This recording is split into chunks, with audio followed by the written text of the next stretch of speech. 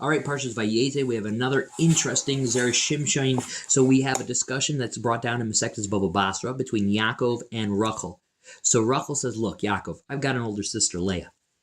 My father, Lavan, he's a trickster. He's not going to let you marry me, the younger sister, before my older sister. To which Yaakov Avinu says back, don't worry, I'm his brother in trickery. Meaning that he thinks he's going to trick me, I'm going to trick him. So this is what we're going to do. I'm going to give you some simanim, some signs that only you will know. And therefore, if Leah comes in your place under the chuppah with the mask on or whatever, the veil, I'll just call out one of the signs, whatever those signs are, and you'll answer me, and I'll know it's really you. Or if no answer, I'll know it's not you.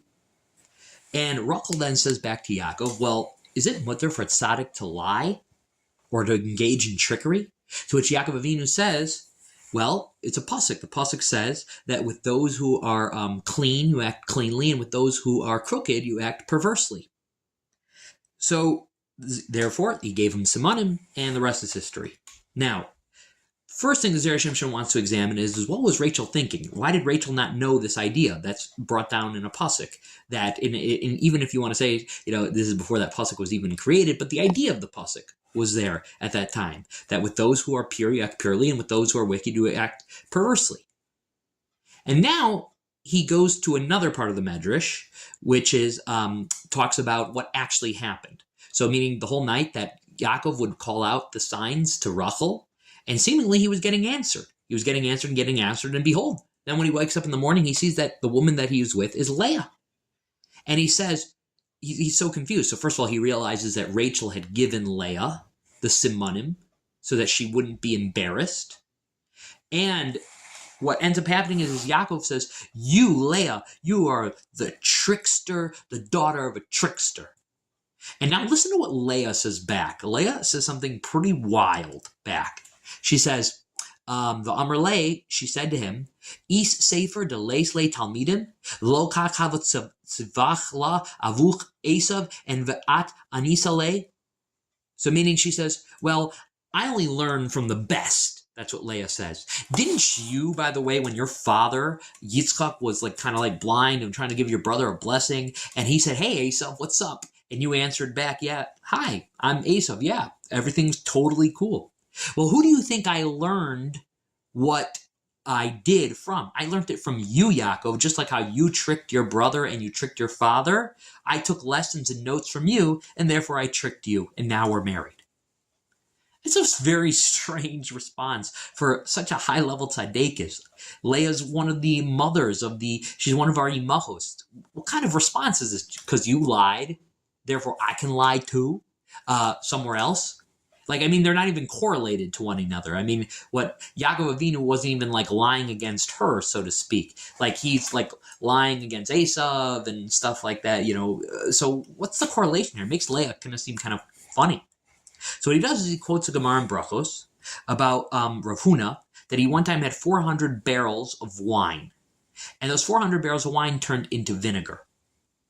And the sages came up to him and they said to him, to try to explain to him why perhaps this happened, because it's a sign from the divine, right?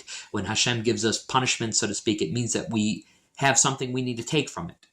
And so they went up to Rav Huna and said, well, perhaps there's something that you've done recently. We might know what that thing is, that this is the cause of your great financial loss, which was that Rav Huna had what's called an aris. He had a worker on his field, and it was a sharecropper.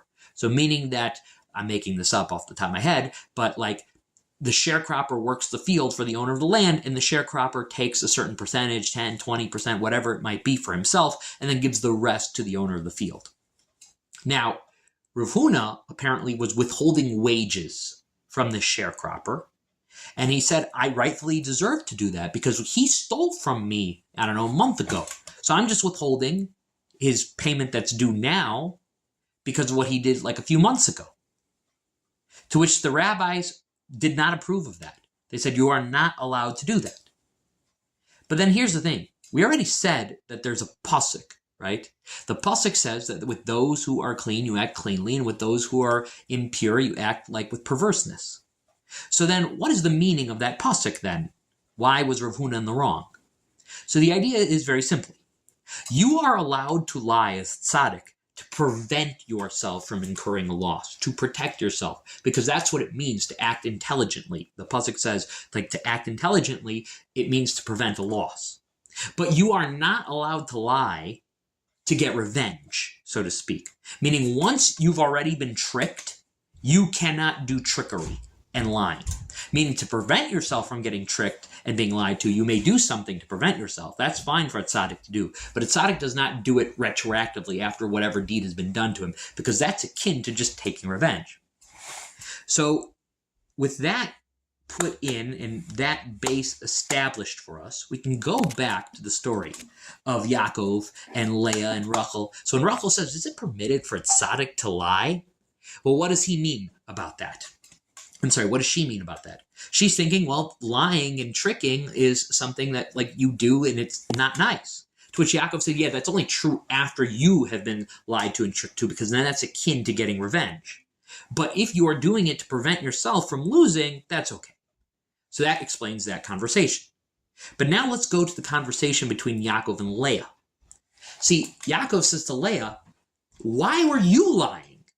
I mean, you're not preventing anything. You're doing it in the wrong way. Like, you seem to be getting, like, revenge or something like that. I'm not trying to trick you. I'm trying to, like, trick your father. Like, and I'm trying to trick your father not to get revenge. I'm trying to trick your father to protect myself, to get what I truly deserve. So Leah looks very strange, even more strange with the explanation that I've given now. But listen how the Zera Shimshon explains what happens. So remember, Leah says to Yaakov, hey, I only learned from the best tricksters. What you did to your brother, okay, I learned and I did it to you. That's how it sounds literally, but listen to how the Zera Shimshon teaches it. So, Yaakov, you really acquired the firstbornship from your brother Esau. Everybody knows that. And what happened is that Esau was trying to take that away from you. Despite the deal that you made, he was trying to take that away from you. So what did you do? You took preventive measures, and, you disguised yourself like Esau and stuff, and you went up to your father, and you, so to speak, tricked him, but you did it in a way that it was before you had been tricked yourself, and you preserved what you deserved. And that was right. That is what Leah is saying to Yaakov. So now listen to what Leah, the next deduction the Zera Shimshon makes, and it will change your mind, because Leah looks like not a good person over here. She looks like she's participating in some sort of charade that her father designed. But we'll see that she's actually a pure tzaddikus. And this is what she says. And because you did what you did to your father, Yaakov, that means that now you, in a way, are the Bechor. That you have the top seed, so to speak. And therefore, I am the oldest girl. And therefore, now you belong to me now. Now that you're coming in the spot of Esau, now you belong to me. And not only that, I am the oldest daughter. If anybody's going to get married first, independent of the previous idea I just said, it has to be me. So whether you look at it as that, you're the Bechor, and so therefore I'm also the Bechorah, and we have to be together now, I belong to you, no longer to Esau, or just by the fact of me being the oldest sister, I deserve to get married first. So I took preventative measures, Leah says, just like you did.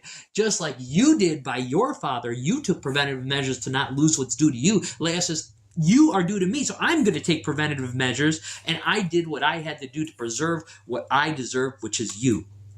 Meaning Leah was not acting out of revenge or spite or pettiness, which is how many people interpret the Medrash, okay?